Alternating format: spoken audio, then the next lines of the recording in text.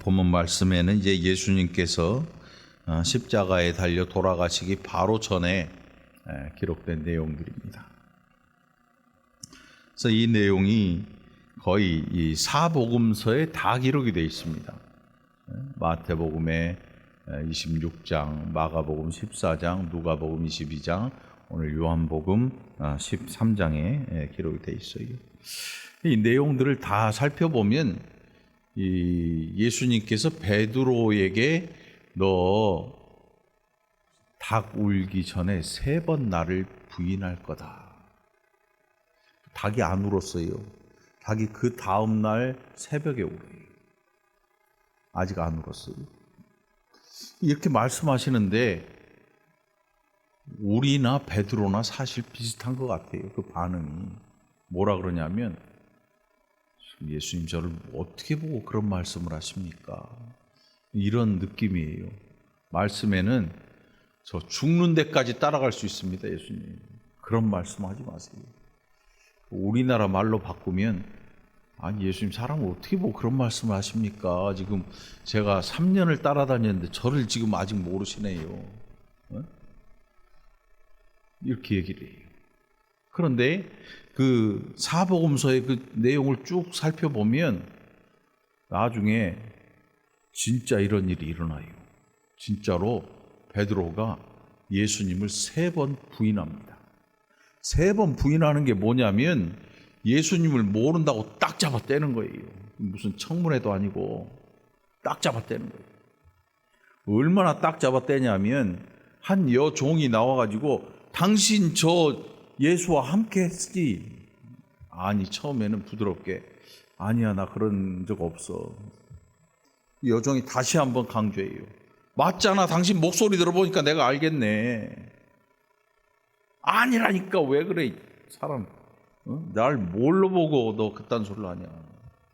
3번째 여종이 너 맞잖아 너 확실하다니까 이렇게 얘기하니까 베드로가 뭐라고 하냐면 바닥에 침을 뱉고 맹세하며 저주하면서 예수를 부인해요. 아니 그냥도 아니고 바닥에 침을 뱉어요. 여러분 침 뱉을 때 어떤 기분이에요?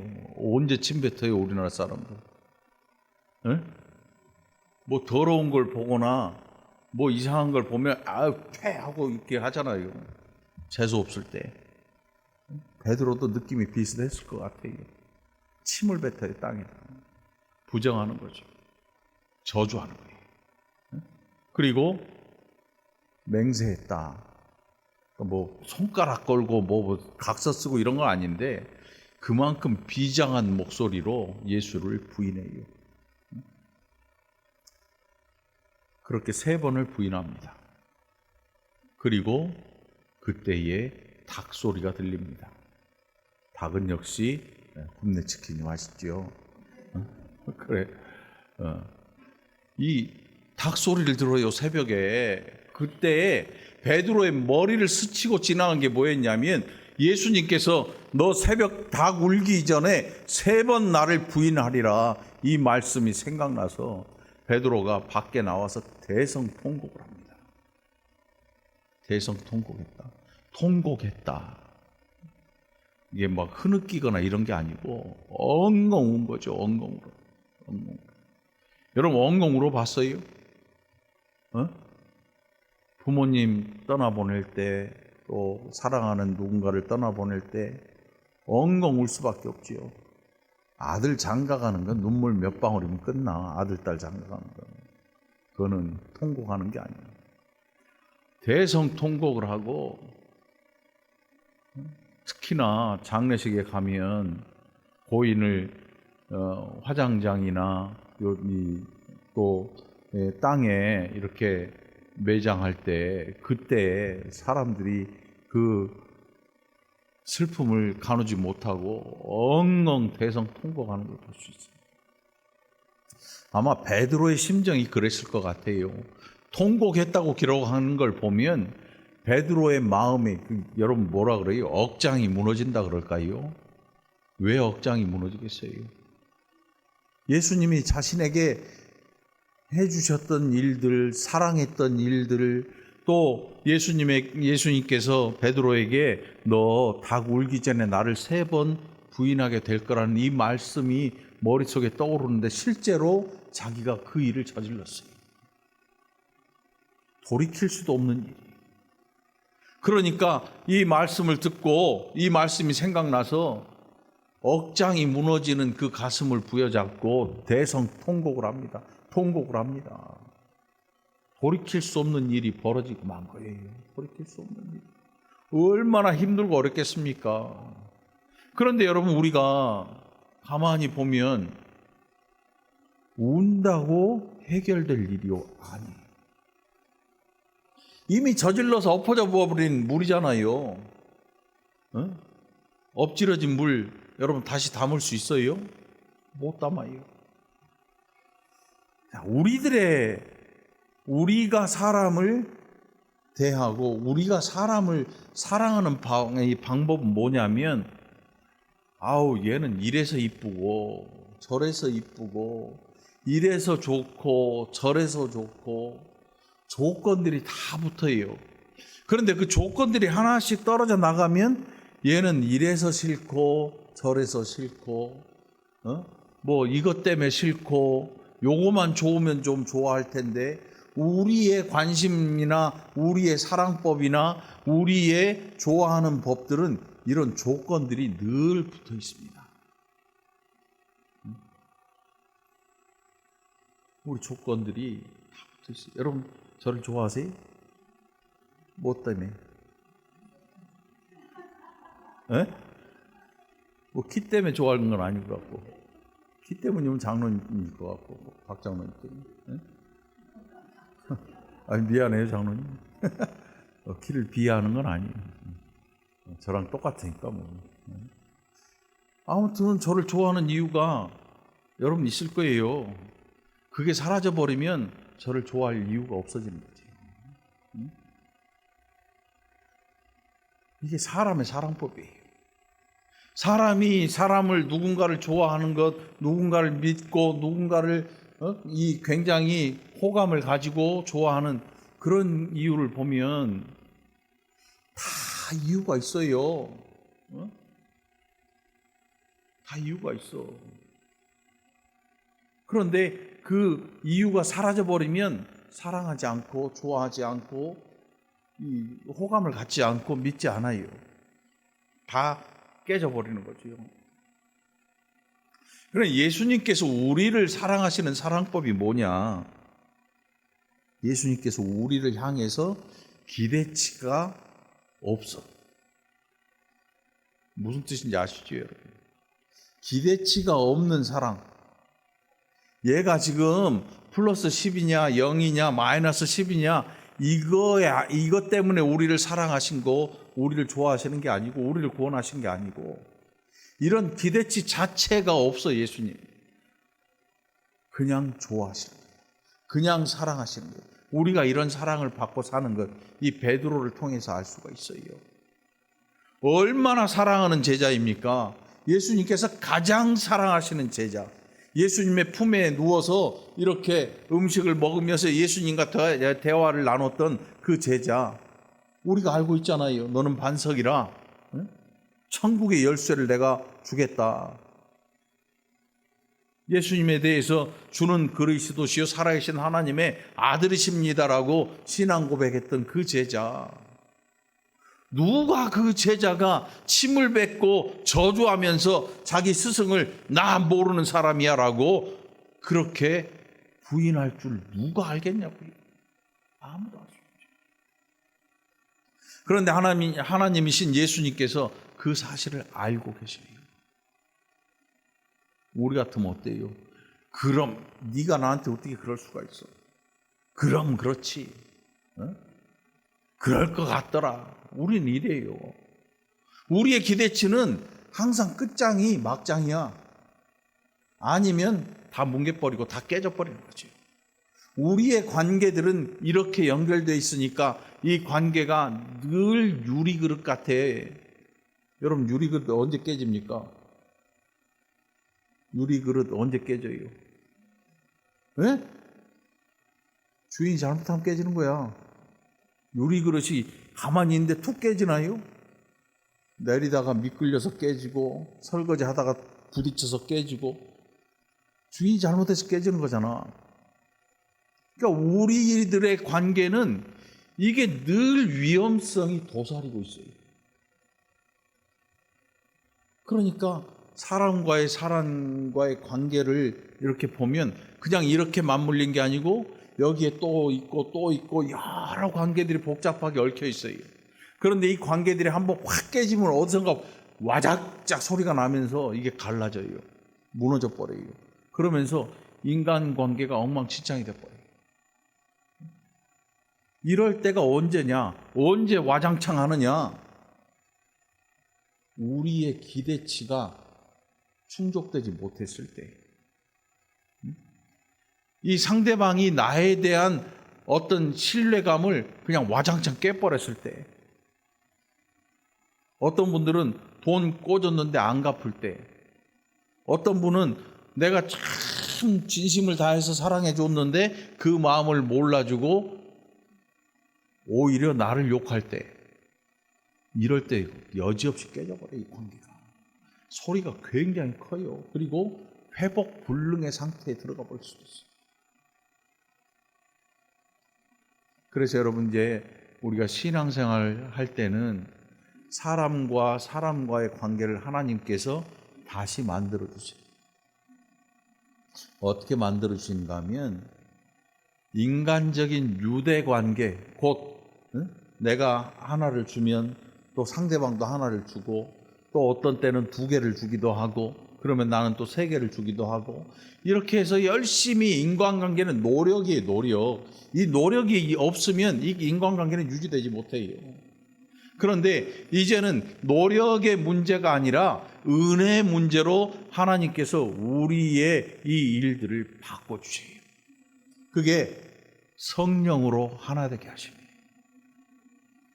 여러분, 오늘 성령으로 여러분들이, 저와 여러분이 하나 된 줄 믿으시기 바랍니다. 성령으로 하나 된 거예요. 성령으로.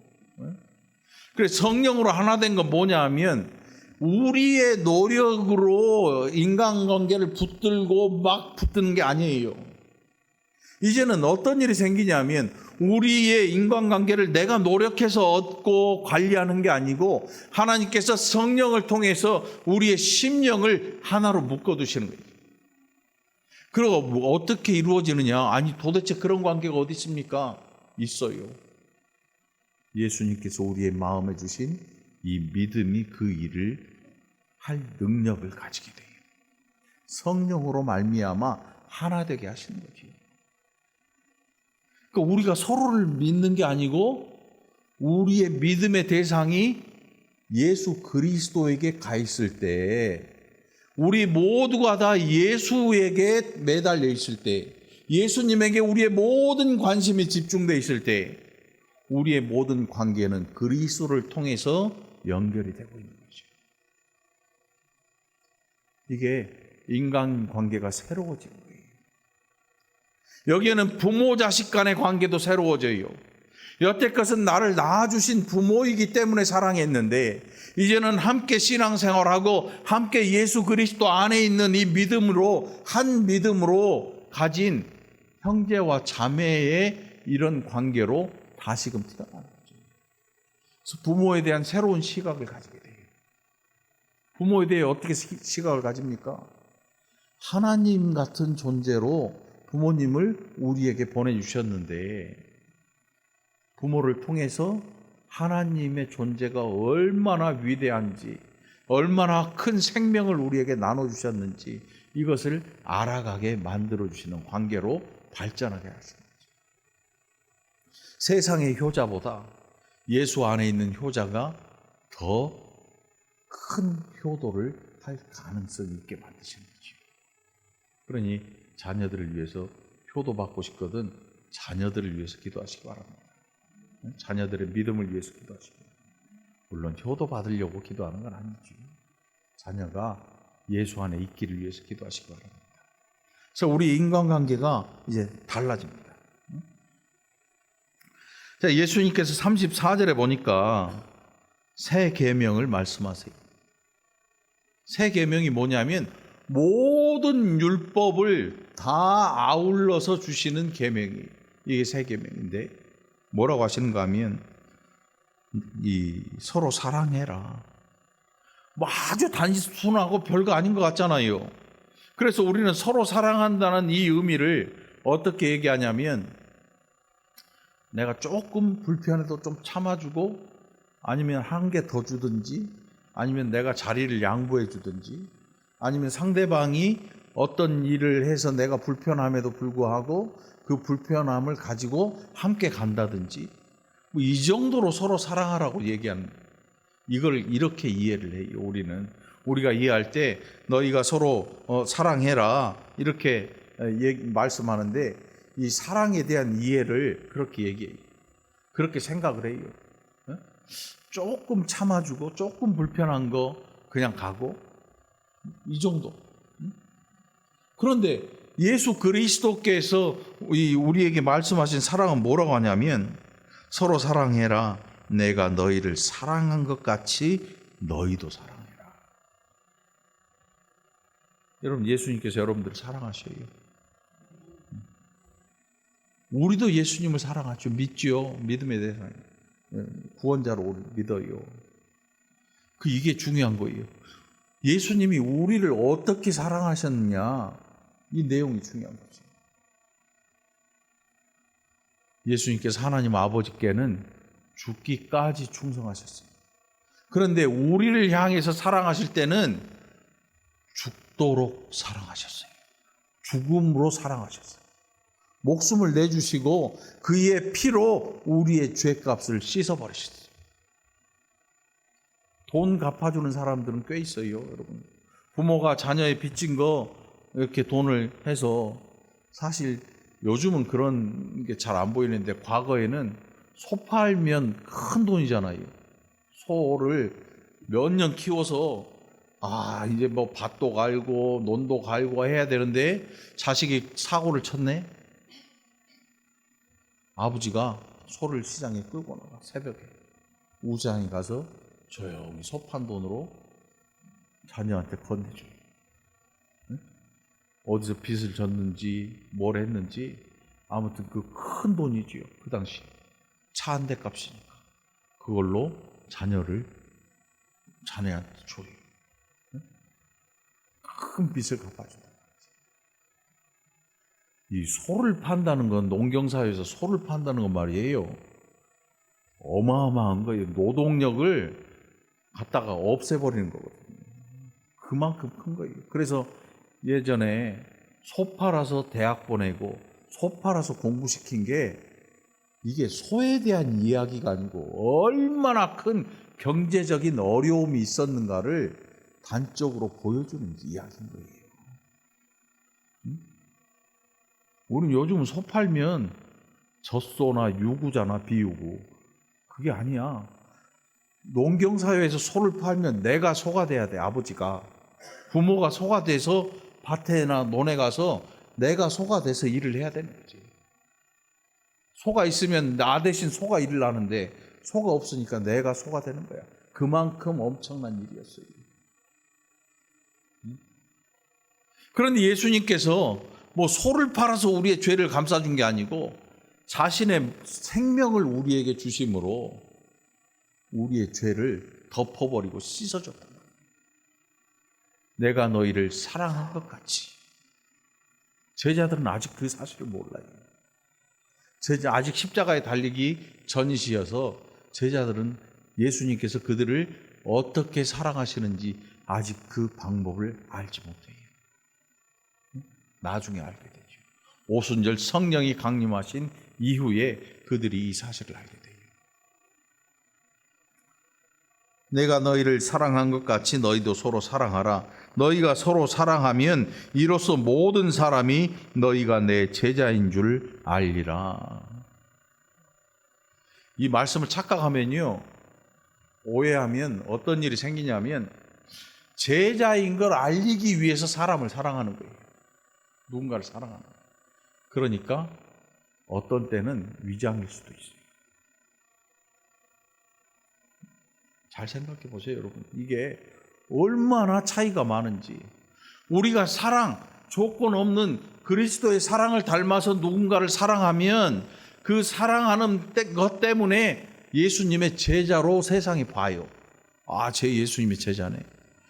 그런데 반대로 내가 이 예수님의 제자임을 보여주기 위해서 뭔가를 사랑하고 이렇게 하는 이 행위를 통해서 내가 제자로 드러나는 것, 그것을 위해서 내가 사랑을 가진다. 바뀐 거예요, 순서가. 사랑에는 사실은 조건이라는 게 없어요. 예수님께서 우리를 사랑하시되 목숨을 주셔서 생명으로 사랑하셨어요. 그리고 조건을 거신 적이 없어요. 야, 내가 너 이렇게 사랑해 줬으니까 너 앞으로 너 월급 타면 11조 해라. 감사헌금 해라. 뭐 아니면 너 새벽에마다 와서 기도해라. 아니면 며칠 동안 나를 위해서 나한테 와서 죽도록 기도해라. 네가 죽도록 충성해라. 이런 조건을 다신 적이 없어요. 그거는 우리가 생각해서 해내는 것이지 예수님 자신이 우리에게 조건을 달아서 내가 너를 위해 죽어줄 테니까 너 나를 위해서 뭐 해줄래? 이러신 적이 없어요. 혹시 여러분 예수님께서 여러분에게 너 나 위해서 뭐 해줄래? 이러신 적 있나요? 만일 있었으면 가짜예요. 가짜예요. 이게 예수님의 사랑하신 모습이에요. 우리의 사랑이 목적이에요. 그리스도의 사랑을 받아서 그 사랑을 가지고 누군가를 사랑하는 거예요. 그렇게 사랑하니까 세상이 예수님의 제자구나, 예수의 제자구나 이걸 알아보는 거지요. 만일 우리가 제자라는 사실을 알리기 위해서 누군가를 사랑한다면 그 사랑은 가짜일 수도 있는 거지요. 가짜일 수도 있어요. 그러니 여러분, 우리가 서로를 사랑하되 그리스도 예수 안에서 사랑해야 되는 것이고 그 사랑은 조건을 달지 말아야 돼요.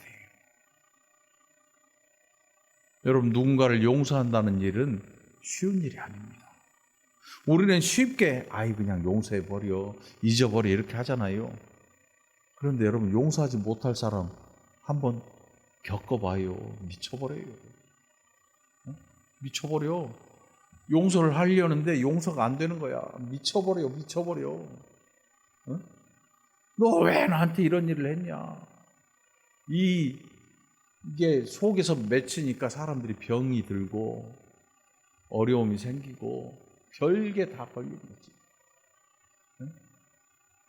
그런데 우리가 예수 안에서 이런 마음을 이제 사라지게 하는 방법이 있어요. 이게 뭐냐면 조건 없는 사랑을 우리의 심령에 그리스도의 사랑으로 담아내는 거죠. 예수 그리스도의 사랑으로 우리를 구원하신 그 사랑을 알아서 우리가 그 사랑을 심령에 담고 그 사랑을 가지고 행하는 거예요. 이게 굉장히 뭐라 그럴까요?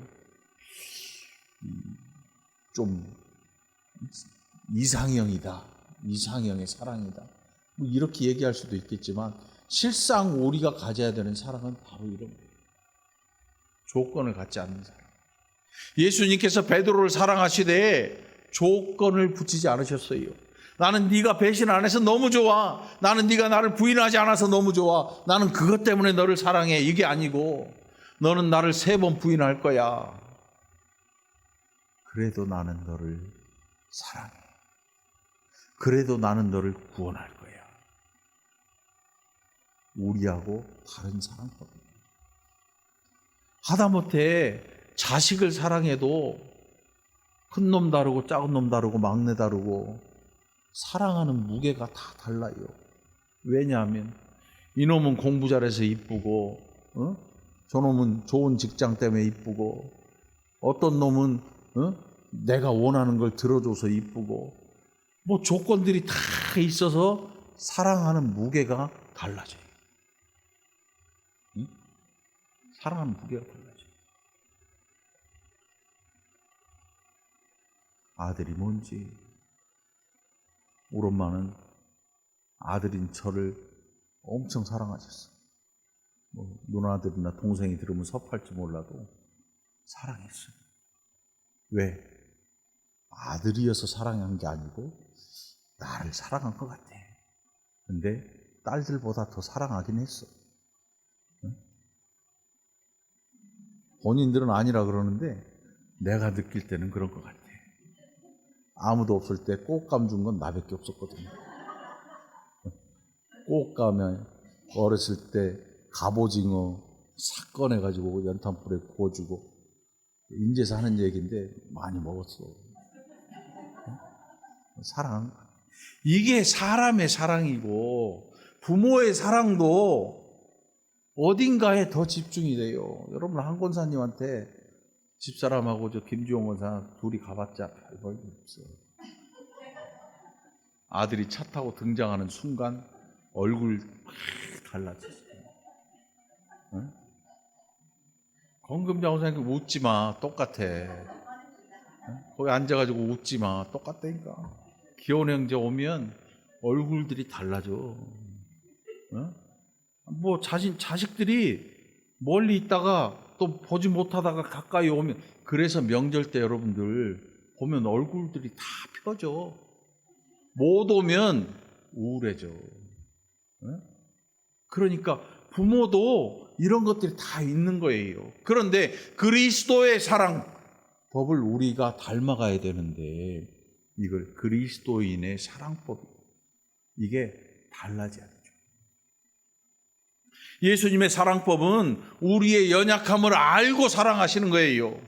예수님을, 아니 생각을 해봐요. 3년을 따라다닌 가장 사랑하는 제자가 예수님이 잡혀서 억울하게 십자가 처형을 당할 지경이고 억울한 재판을 받아야 되는, 사람들이 희롱하고 군병들이 희롱하고 하는 그런 뜰에 서 있는, 지금 억울한 위치에 서 있는, 죄 없이 잡혀 있는 그 시간에 제자가 와가지고 먼 발치에서 이렇게 보고 있어요.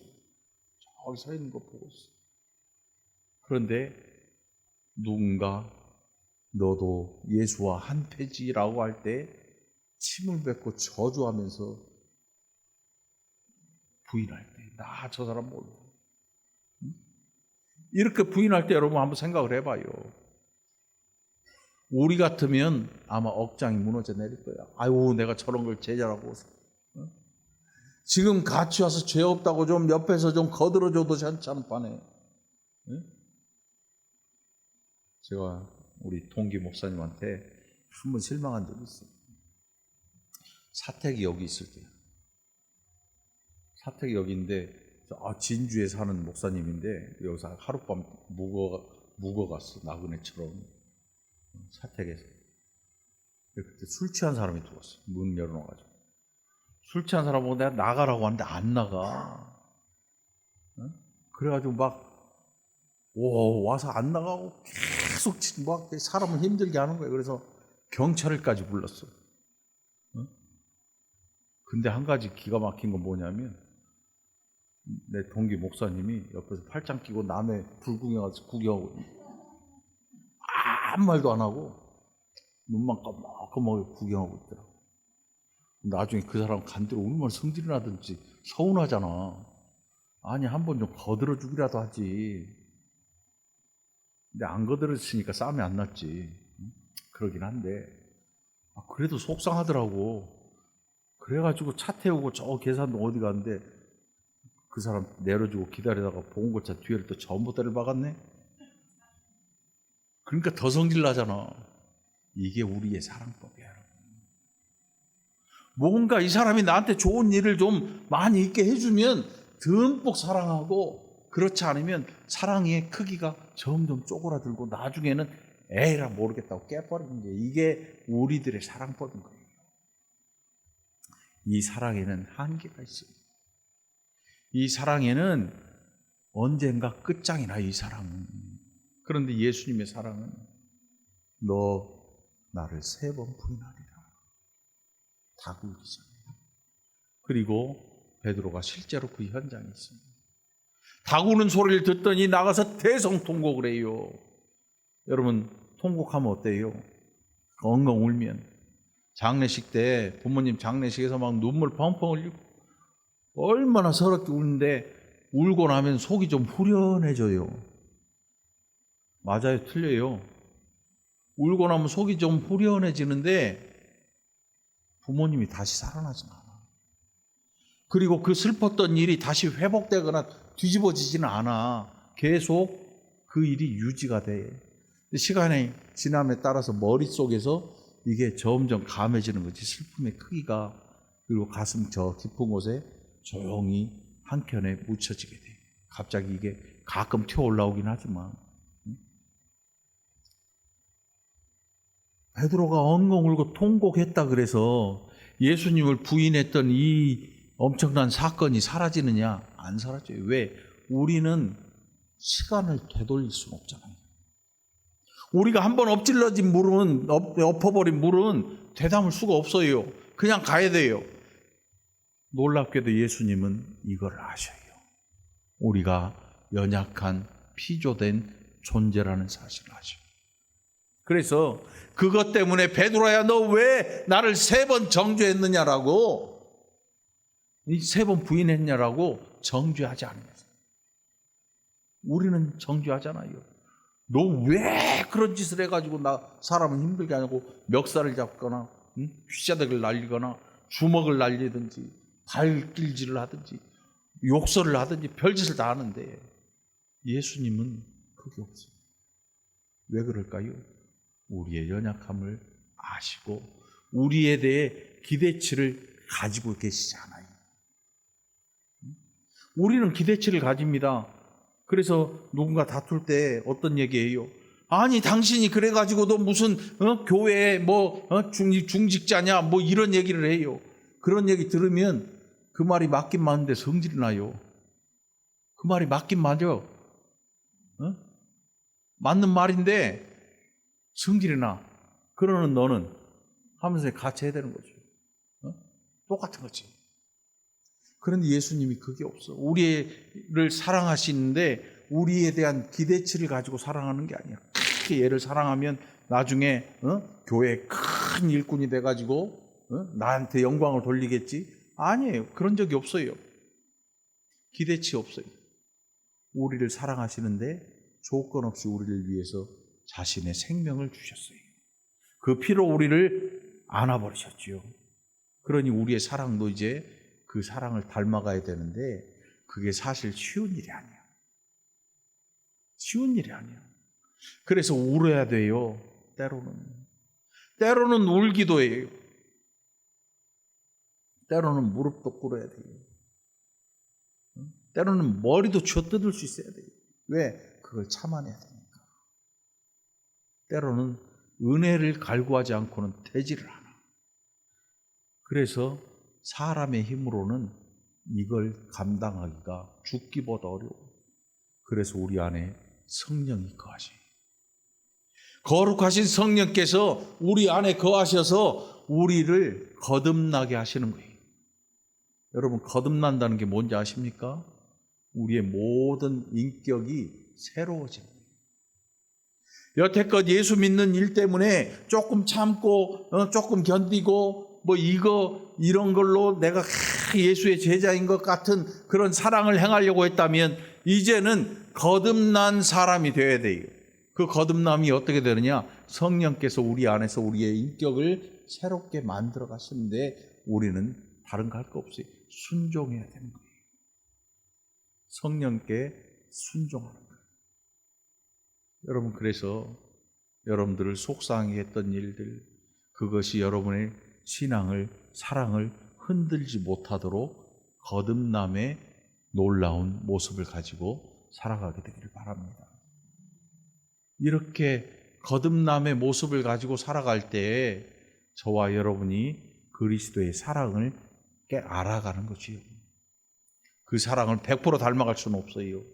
우리는 메시아가 아니잖아요. 여러분들 이 귀한 사랑을 여러분의 심령에 담고 살아가길 바랍니다. 하나님 앞에 기도하시고, 그래서 내가 예수 안에 있을 때 우리가 인격적인 변화를 맞이하도록 하나님 앞에 우리 자신을 내어놓고 기도하기를 바랍니다. 달라는 기도보다 하나님 나를 받으시고 새로운 영을 창조하옵소서. 이 기도를 통해서 날마다 새로워지는 은혜의 사람들 되기를 간절히 바랍니다. 기도합시다. 하나님 아버지 감사합니다. 우리를 향해 기대치 없이 생명을 주신 아버지 하나님, 그리스도의 사랑을 담기 원합니다. 그래서 이 사랑으로 이제 행하고 예수 안에서 온 교회 성도들이 이 사랑을 닮아갈 수 있도록 함께하여 주시옵소서. 인내하는 자들, 또 기다릴 줄 알고 사랑하는 자들, 또 용서하며 또 용서할 줄 아는 자들이 되게 하여 주옵소서. 감사드렸고 예수님 이름으로 간절히 기도합나이다. 아멘.